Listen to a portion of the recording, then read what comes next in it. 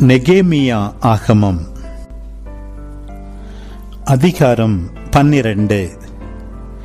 செயல்தியேலின் மகன் செருபாபேலுடனும் இயேசுவாவுடனும் வந்த குருக்களும் லேவியரும் பின்வருமாறு: செராயா, எரேமியா, எஸ்ரா, அமரியா, மல்லூக்கு, அத்தூசு, செக்கனியா, ரகூம், மெரமோத்து, இத்தோ, கின்னத்தோய், அபியா, மியாமின், மாதியா, பில்கா, செமாயா, யோயாரிபு, யதாயா, சல்லு, அமோக்கு, இல்கியா, யதாயா ஆகியோர் இயேசுவாவின் நாள்களில் குருக்களுக்கும் தங்கள் சகோதரர்களுக்கும் தலைவர்களாக விளங்கினர். லேவியர்களில் இயேசுவா, பின்னோய், கத்மியேல், செரேபியா, யூதா, மத்தனியா ஆகியோரும் இவர்கள் சகோதரர்களும் நன்றி பாடல்களுக்கு பொறுப்பாளர்களாக இருந்தார்கள். பக்புக்கியாவும் உன்னியும் இவர்களின் சகோதரர்களும் அவர்களுக்கு எதிரே நின்று கவனித்துக் கொண்டு வந்தார்கள். இயேசுவாவுக்கு யோவாக்கிம் பிறந்தார். யோவாக்கிமுக்கு எலியாசிபு பிறந்தார். எலியாசிபுக்கு யோயாத்தா பிறந்தார்.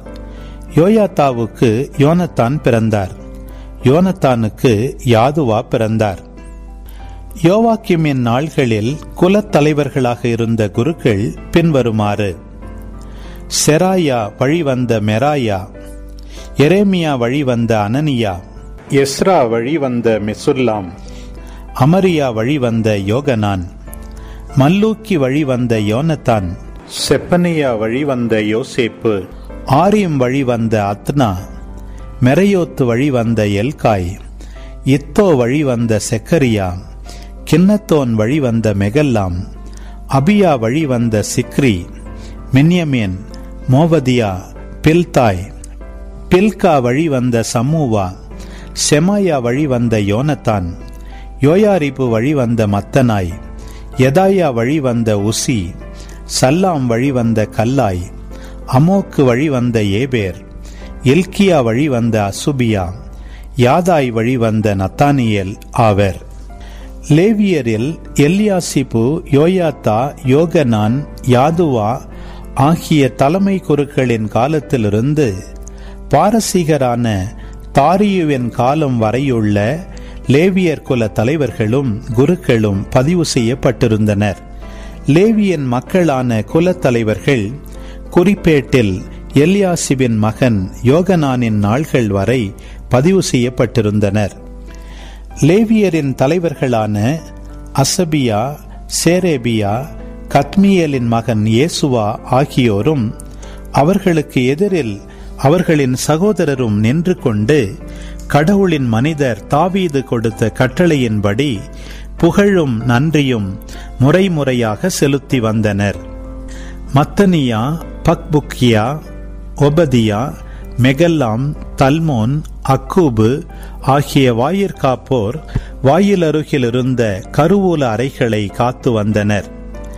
இவர்கள் யோசாதாக்கிற்கு பிறந்த இயேசுவாவின் மகன் யோவாக்கிமின் காலத்திலும் ஆளுநர் நெகேமியா, குருவும் சட்டவல்லுருமான எஸ்ரா ஆகியோரின் காலத்திலும் வாழ்ந்தனர்.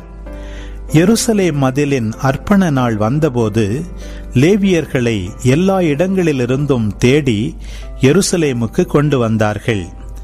ஏனெனில் மதில் அர்ப்பணம் மகிழ்ச்சியுடனும் நன்றியுடனும் கைத்தாளம், தம்புரு, சுரமண்டலம் ஆகியவை ஒலிக்க பாடல்களுடனும் கொண்டாட வேண்டியிருந்தது.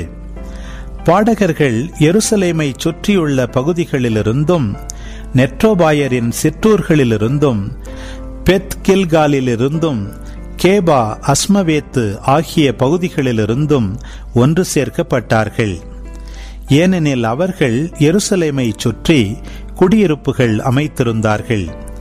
குருக்களும் லேவியரும் தங்களை தூய்மை செய்து கொண்டு மக்களையும் வாயில்களையும் மதில்களையும் தூய்மைப்படுத்தினர். அப்பொழுது நான் யூதாவின் தலைவர்களை மதில் மேல் ஏறச் சொல்லி புகழ் பாட 2 பாடகர் குழுக்களை நிறுத்தினேன். ஒரு குழுவினர் வலப்பக்கம் இருந்த குப்பை மேட்டு வாயிலை நோக்கி மதிலின் மேல் பவனியாகச் சென்றார்கள். அவர்களுக்கு பின்னால் ஒசையாவும் யூதாவின் தலைவர்களில் பாதி பேரும் அசரியா, எஸ்ரா, மெகல்லாம், யூதா, பென்யமீன், செமாயா, எரேமியா ஆகியோரும் சென்றனர். மேலும் எக்காலம் ஏந்தியிருந்த குருத்துவ புதல்வர்கள் ஆசாபு வழிவந்த சக்கூருக்கு பிறந்த மீகாயாவின் மைந்தனான மத்தனியாவின் புதல்வனான செமாயாவின் மைந்தனான யோனத்தானின் மகன் செக்கரியாவும் அவர் சகோதரர்களான செமாயா, அசரியேல், மில்லலாய், கில்லேல், மாவாய், நெத்தனேல், யூதா, அனானி என்பவர்களும் கடவுளின் மனிதர் தாவீதின் இசைக்கருவிகளை ஏந்தியிருந்தனர். நீதி சட்ட வல்லுநரான எஸ்ரா அவர்களுக்கு முன்பாக சென்றார். அவர்கள் ஊருணி வாயிலை கடந்து தங்களுக்கு எதிரே இருந்த தாவீது நகரின் படிகளின் வழியாக மேலே சென்று தாவீதின் அரண்மனைக்கு மேலே செல்லும் மதிர்ச்சுவரின் படிகளை கடந்து கிழக்கே இருந்த தண்ணீர் வாயில் வரை சென்றனர். இரண்டாவது பாடற்குழுவினர் இடப்பக்கமாக நடந்து செல்லுகையில் நானும் மக்களில் பாதி பேரும் மதிலின் மேல் அவர்களை பின்தொடர்ந்து சென்றோம். சூளை காவல் மாடத்தை கடந்து அகன்ற மதில் வரை வந்தோம். எப்ராயிம் வாயில் மேலும் பழைய வாயில் மேலும் மீன் வாயில் மேலும் அனனியேல் காவல் மாடம், மேயா காவல் மாடம் ஆகியவை வழியாகவும் ஆட்டு வாயிலை அடைந்தோம். அவர்களோ காவலர் வாயிலில் நின்று கொண்டார்கள். பின்பு 2 பாடகர் குழுவினர்களும் கடவுளின் இல்லத்தில் நின்று கொண்டார்கள். நானும் என்னோடு அலுவலர்களில் பாதி பேரும் அங்கு இருந்தோம். குருக்களில் எலியாக்கிம், மாசேயா, மின்யமீன், மீகாயா, எலியோனாய், செக்கரியா, அனனியா ஆகியோர் எக்காலம் தாங்கி இருந்தனர். மாசேயா, செமாயா, எலையாசர், உசி, யோகனான், மல்கியா, ஏலாம், ஆசேர் ஆகியோரும் நின்றனர். பாடகர்களும் அவர்களின் தலைவர் இஸ்ரகியாவும் உரக்க பாடினார்கள். அன்று அவர்கள் மிகுதியாக பலி செலுத்தி மகிழ்ந்தனர். ஏனெனில் கடவுள் அவர்களை பெரும் மகிழ்ச்சியால் நிரப்பினார். அவர்களின் மனைவியரும் பிள்ளைகளும் மகிழ்ச்சி கொண்டாடினர். எருசலேமின் ஆரவாரம் வெகு தூரம் வரை கேட்டது. கருவூலம், படையல்கள், முதற்கனி, 10 பகுதி ஆகியவைகளுக்கான அறைகளின் பொறுப்பாளர்களையும் திருச்சட்டத்தின்படி குருக்களுக்கும் லேவியருக்கும் உரிய பகுதிகளை நகர்களின் வயல்களில் தண்டல் செய்யும் ஆள்களையும் அன்று நியமித்தார்கள். ஏனெனில் அங்கே பணிபுரிந்த குருக்களையும் லேவியர்களையும் குறித்து யூதா மகிழ்ச்சி கொண்டது. தாவீது அவருடைய மகன் சாலமோன் ஆகியோரின் கட்டளைப்படி இவர்கள் தங்கள் கடவுளின் பணியிலும் தூய்மை செய்யும் பணியிலும் ஈடுபட்டிருந்தனர். அவ்வாறே பாடகர்களும் வாயிற்காப்போரும் பணி செய்தனர். ஏனெனில் தாவீது, ஆசாபு ஆகியோரின் பழங்காலத்திலிருந்தே பாடகர் தலைவர்கள் நியமிக்கப்பட்டிருந்தனர். கடவுளுக்குரிய புகழ்பாடல்களும் நன்றி பாடல்களும் இருந்தன. மேலும் செருபாபேலின் நாள்களிலிருந்தும் நெகேமியாவின் நாள்களிலிருந்தும் இஸ்ரேல் மக்கள் யாவரும் பாடகர்களுக்கும் வாயிற்காப்போருக்கும் உரிய பகுதிகளை நாள்தோறும் கொடுத்து வந்தனர். அவர்கள் லேவியருக்கு உரியதை பிரித்து வைத்தனர். லேவியர் ஆரோனின் மக்களுக்கு உரியதை பிரித்து வைத்தனர். எஸ்தராகமம் அதிகாரம் 2. இவற்றுக்கு பின் மன்னர் அகஸ்வேர் சினம் தணிய அவர் வஸ்தியையும் அவளது செயலையும் அவளுக்கு எதிராய் தாம் விடுத்த ஆணையையும் எண்ணி பார்த்தார். அவ்வமயம் மன்னருக்கு பணிவிடை செய்து கொண்டிருந்த பணியாளர் அவரை நோக்கி கூறியது: அரசராகிய உமக்கென அழகும் இளமையும் கொண்ட கன்னிப் பெண்களை தேடுவார்களாக. அரசரின் ஆளுகைக்கு உட்பட்ட அனைத்து மாநிலங்களிலும் அழகும் இளமையும் கொண்ட கன்னிப் பெண்கள் அனைவரையும் ஒன்று கூட்டும்படி மேற்பார்வையாளர்களை மன்னர் நியமிப்பாராக. சூசான் அரண்மனையின் அந்தப்புறத்தில் மன்னரின் அன்னகரான ஏகாயிடம் அப்பெண்களை ஒப்படைத்து தூய்மைப்படுத்தும் பொருள்களை அவர்களுக்கு தர ஆவன செய்வாராக. மன்னரின் கண்களில் இனியவளாய் காணப்படுகின்ற இளம் பெண்ணே வஸ்திக்கு பதிலாக அரசி ஆவாள். இது மன்னருக்கு நலம் எனப்பட்டதால் அவரும் அவ்வாறே செய்தார். சூசான் அரண்மனையில் மொர்தக்காய் என்னும் பெயர் கொண்ட யூதர் ஒருவர் இருந்தார். அவர் பென்யமீனை சார்ந்த கீசின் மகனான சிமேயன் புதல்வரான யாயீரின் மைந்தர்.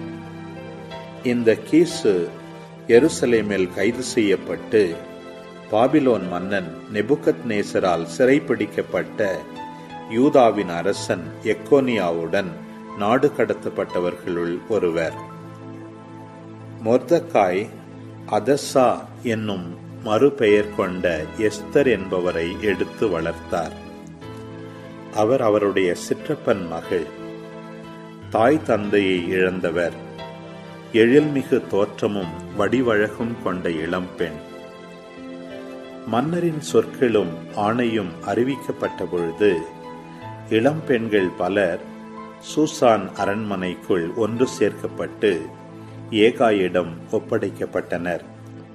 எஸ்தரும் அவ்வாறே அரண்மனையில் அந்தப்புற பொறுப்பேற்றிருந்த ஏகாயிடம் ஒப்படைக்கப்பட்டார். அவ்விளம்பெண் ஏகாயின் கண்களுக்கு இனியவளென காணப்பெற்று அவரது தயவை பெற்றார். அவரும் அவருக்கு தேவையான அழகு சாதனங்களை உடனே தந்து அரண்மனையில் சிறந்த செவிலியர் 7 கொடுத்தார். மேலும் எஸ்தரையும் அவருடைய செவிலியரையும் அந்தப்புரத்தின் சிறந்த பகுதிக்கு மாற்றினார். யாரிடமும் சொல்லக்கூடாது என்று மொர்தக்காய் ஆணையிட்டிருந்ததால் எஸ்தர் தம் இனத்தையோ வழிமரபையோ வெளிப்படுத்தவில்லை. ஒவ்வொரு நாளும் மொர்தக்காய் அந்தப்புர முற்றத்தில் அங்கும் இங்கும் உலவி எஸ்தரின் நலன் பற்றியும் அவருக்கு என்னென்ன செய்யப்படுகிறது என்பதை பற்றியும் அறிந்து வந்தார். 6 மாதம் வெள்ளைப்போள தைலத்தினாலும் 6 மாதம் பெண்டிற்கான வாசனை தைலங்கள் நறுமணப் பொருள்கள் ஆகியவற்றாலும் அழகுபடுத்தும் 12 மாதங்கள் நிறைவேறின. பின்னர் ஒவ்வொரு இளமங்கையும் மன்னர் அகஸ்வேரின் முன் செல்லும் சமயம் வந்தது.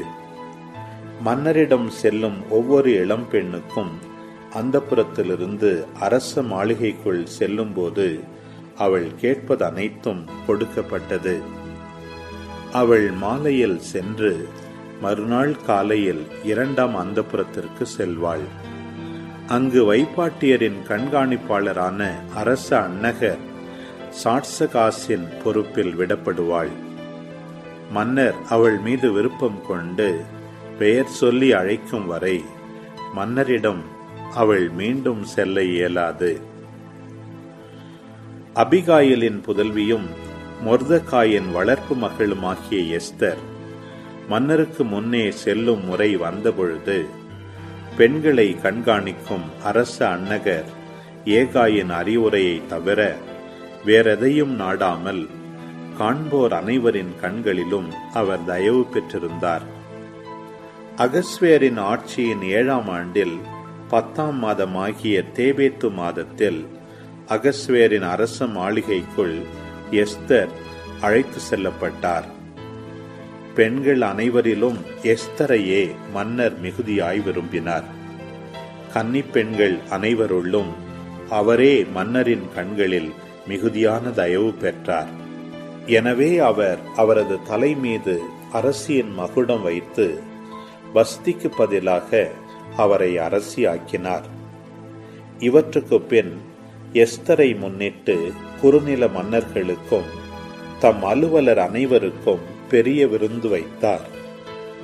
மேலும் அனைத்து மாநிலங்களுக்கும் மன்னர் விடுமுறை நாளை அறிவித்து தம் கைகளினால் அன்பளிப்புகள் வழங்கினார். கன்னிப் பெண்கள் 2ஆம் முறையாய் ஒன்று கூட்டப்பட்ட பொழுது மொர்தக்காய் அரச வாயிலில் பணிபுரிந்து கொண்டிருந்தார். மொர்தக்காய் கட்டளையிட்டவாறு எஸ்தர் தம் வழிமரபையோ இனத்தையோ வெளிப்படுத்தாதிருந்தார். அவரால் வளர்க்கப்பட்ட போது செய்தது போலவே அப்பொழுதும் எஸ்தர் மொர்தெகாயின் கட்டளைக்கு இணங்கி நடந்தார். மொர்தெகாய் அரச வாயில் அருகில் பணிபுரிந்த நாள்களில் பிகதான், தெரேசு என்ற இருவர் சினமுற்று மன்னர் அகஸ்வேரை தாக்க வகை தேடினர். இக்காரியம் மொர்தெகாய்க்கு தெரிந்தது. இதனை அவர் அரசி எஸ்தரிடம் கூற, அவர் மொர்தெகாயின் பெயரால் அதனை மன்னரிடம் அறிவித்தார். உடனே அக்காரியம் புலனாய்வு செய்யப்பட உண்மை வெளிப்பட்டது. அவர்கள் இருவரும் தூக்கிலிடப்பட்டனர். இந்நிகழ்ச்சி மன்னர் முன்னிலையில் குறிப்பேட்டில் எழுதி வைக்கப்பட்டது. எஸ்தராகமம் அதிகாரம் 9. மன்னரின் வாக்கும் நியமமும் நிறைவேற்றப்பட வேண்டிய அதார் என்ற 12ஆம் மாதம் 13ஆம் நாள் வந்தது. எதிரிகள் யூதரை மேற்கொள்ளலாம் என்று நம்பியிருந்த அந்த நாள் யூதர் தம் பகைவரை மேற்கொள்ளும் நாளாக மாறியது. அகஸ்வேர் மன்னரின் மாநிலங்களில் இருந்த யூதர் அனைவரும் தமக்கு துன்பம் விளைவிக்க எண்ணியோர்க்கு எதிராய் தம் கைகளை நீட்ட அவரவர் தம் இடங்களில் ஒன்று திரண்டனர். வேற்றினத்தாரை அச்சம் ஆட்கொள்ள அவர்களுள் எவராலும் யூதரை எதிர்த்து நிற்க இயலவில்லை. மொர்தெகாயை பற்றிய அச்சம் மன்னரின் அலுவல்களில் உதவி செய்கின்ற மாநில தலைவர்கள், குறுநில மன்னர்கள், ஆளுநர்கள், அரச ஊழியம் செய்வோர் அனைவரையும் ஆட்கொள்ள அவர்களும் யூதருக்கு உதவி செய்யலாயினர். மொர்தெகாய் அரச மாளிகையில் வல்லவரானார். அவரது புகழ் அனைத்து மாநிலங்களிலும் பரவியது. அவரது ஆற்றல் மேன்மேலும் வளர்ந்தது. எனவே யூதர் தம் பகைவருக்கு எதிராய் தாம் விரும்பியபடி செய்தனர். அவர்களை வாளால் தாக்கி வெட்டி வீழ்த்தினர். சூசான் அரண்மனையில் 500 பேரை யூதர் கொன்றொழித்தனர். பர்சந்தத்தா, தல்போன், அஸ்பாத்தா, போராத்தா, அதலியா, அரிதாத்தா, பர்மஸ்தா, அரிசாய், அரிதாய், வைசாத்தா ஆகிய யூதரின் எதிரியும் அம்தாத்தின் மகனுமான ஆமானின் புதல்வர் 10 அவர்கள் கொன்றனர். ஆயினும் அவர்களின் உடைமைகளை கொள்ளையடிக்கவில்லை. மன்னரின் பிற மாநிலங்களில் வாழ்ந்த யூதர் ஒன்று திரண்டு தம்மை பாதுகாத்துக் கொண்டனர். தம் பகைவரிடமிருந்து விடுதலை பெறுமாறு அவர்கள் 75,000 பேரை கொன்றனர். ஆயினும் அவர்கள் உடைமைகளை கொள்ளையடிக்கவில்லை. ஆதார் மாதம் 13ஆம் நாளை அடுத்த 14ஆம் நாளன்று அவர்கள் ஓய்வெடுத்தனர். அந்நாளை விருந்துண்டு மகிழும் விழாவாக ஆக்கினர். சூசான் வாழ் யூதரோ ஆதார் மாதம் 13ஆம் 14ஆம் நாள்களில் ஒன்று கூடி அடுத்து வந்த 15ஆம் நாளை ஓய்வெடுத்து விருந்துண்டு மகிழும் விழாவாக ஆக்கினர். அரணற்ற நகர்ப்புற சிற்றூர்களில் வாழ்ந்த யூதர் ஆதார் மாதம் 14ஆம் நாளை விருந்துண்டு மகிழ்ந்து ஒருவருக்கொருவர் அன்பளிப்பு கொடுத்து கொள்ளும் விழாவாக ஆக்கினர்.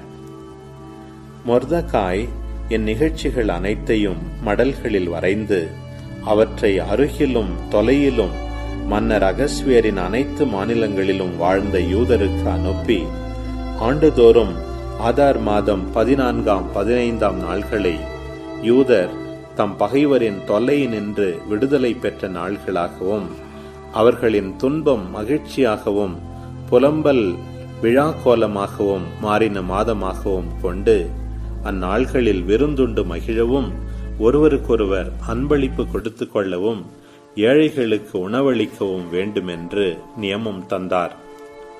யூதர்கள் தாம் செய்ய தொடங்கியவாறும் மொர்தெகாய் தங்களுக்கு எழுதியவாறும் செய்ய உடன்பட்டார்கள். ஆகாகியனும் அம்மதாத்தின் மகனுமான ஆமான் யூதர்க்கெல்லாம் எதிரியாயிருந்து அவர்களை அழிக்கவும் அடியோடு ஒழிக்கவும் பூர் என்ற சீட்டை போட்டான். அப்போது எஸ்தர் மன்னரின் உதவியை நாட யூதருக்கு எதிராய் சதி செய்த ஆமோனின் தீவினை அவன் தலைமேலே விழுமாறு அவர் கட்டளை பிறப்பித்தார். அதன்படி அவனும் அவன் புதல்வரும் தூக்கிலிடப்பட்டனர். எனவே யூதர் இந்நாள்களை போர் என்ற சொல்லினின்று எழுந்த பூரிம் என்ற பெயரால் அழைக்கலாயினர். பூரிம் என்ற இவ்விழாவிற்கு மொர்தெகாயின் மடலின் வாசகமும் அவர்கள் கண்டவையும் அனுபவித்தவையுமே அடிப்படையாயின. அவர்களும் அவர்களின் வழிமரபினரும் அவர்களை சார்ந்தோர் அனைவரும் இந்த இரு நாள்களை அவை பற்றிய மடல்களின்படியும் குறிக்கப்பட்ட காலத்திலும் கண்டிப்பாய் கொண்டாடுவது என்று கீழ்கண்டவாறு உறுதி பூண்டனர். இந்நாள்கள் தலைமுறை தோறும் ஒவ்வொரு குடும்பத்திலும், ஒவ்வொரு மாநிலத்திலும், ஒவ்வொரு நகரிலும் நினைவு கூறப்பட்டு கொண்டாடப்பட வேண்டும். பூரிம் என்ற இந்நாள்கள் யூதரிடையே கொண்டாடப்படாமல் போகா. இவற்றின் நினைவு அவர்களின் வழிமரபினரிடையிலும் ஒழிந்து போகாது.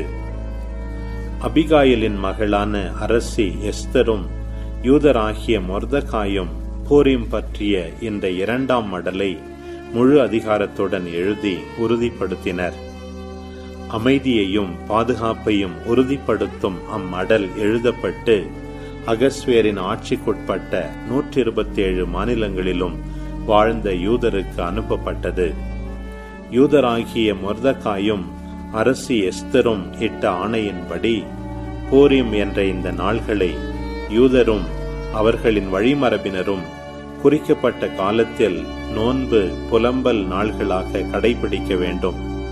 இந்த பூரிம் விழா பற்றிய ஒழுங்குமுறைகள் யாவற்றையும் உறுதிப்படுத்திய எஸ்தரின் ஆணை ஓர் ஏட்டுச் சுருளில் எழுதி வைக்கப்பட்டது. எஸ்தராகமம் அதிகாரம் 10. மன்னர் அகஸ்வேர் நிலங்களின் மீதும் கடலின் தீவுகளின் மீதும் தீர்வை விதித்தார். அவருடைய ஆற்றலும் வலிமை மிகு செயல்களும் அவர் மொர்தெகாய்க்கு அளித்த மேன்மையின் முழு விவரமும் மேதியா மற்றும் பாரசீக மன்னர்களின் குறிப்பேட்டில் எழுதப்பட்டுள்ளன அல்லவா?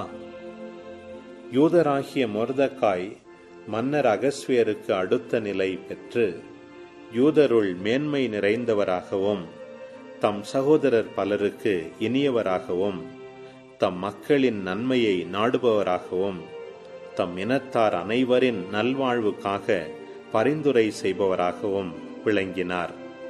மொர்தெகாய் பின்வருமாறு கூறினார்: இவையெல்லாம் கடவுளின் செயல்கள். இவை குறித்து நான் கண்ட கனவை நினைவு கூர்கிறேன். அதில் எதுவுமே நிறைவேறாமற் போகவில்லை. அதில் ஒரு சிறிய ஊற்று ஆறாக மாறியது. ஒளி, கதிரவன், மிகுந்த தண்ணீர் ஆகியவையும் காணப்பெற்றன. அந்த ஆறு எஸ்தரை குறிக்கும். மன்னர் அவரை திருமணம் செய்து கொண்டு அரசியாக்கினார்.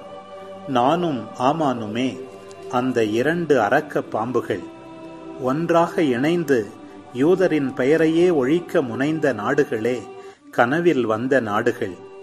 எனது நாடு என்பது இஸ்ராயேலாகும். அது கடவுளிடம் கதறி எழுததால் மீட்கப்பட்டது. ஆண்டவர் தம் மக்களை மீட்டார். இத்தீமைகள் அனைத்திலுமிருந்தும் நம்மை விடுவித்தார்.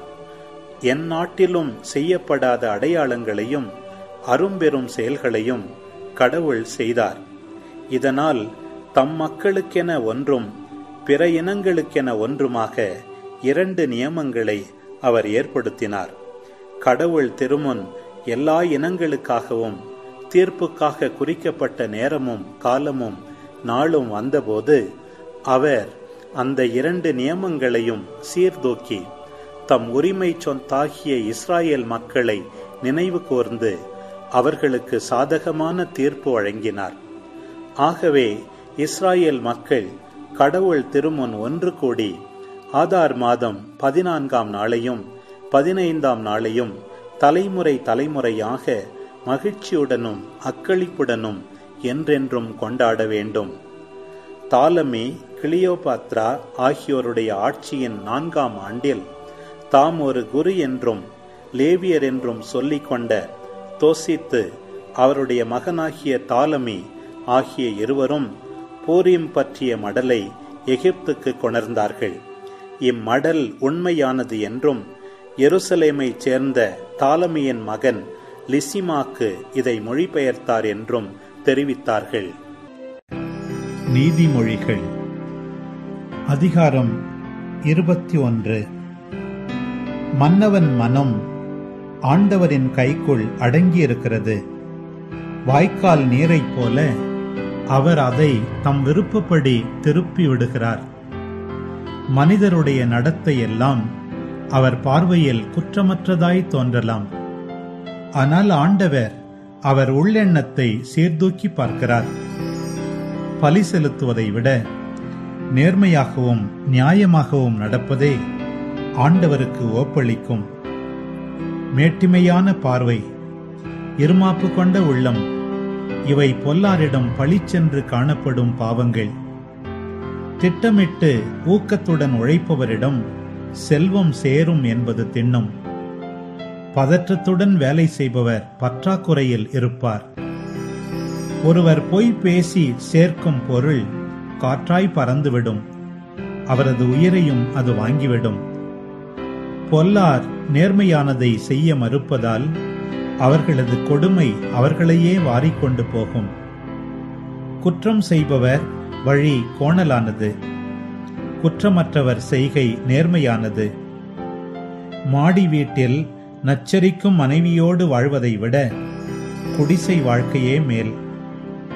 பொல்லார் மனம் தீமை செய்வதில் நாட்டம் கொள்ளும்.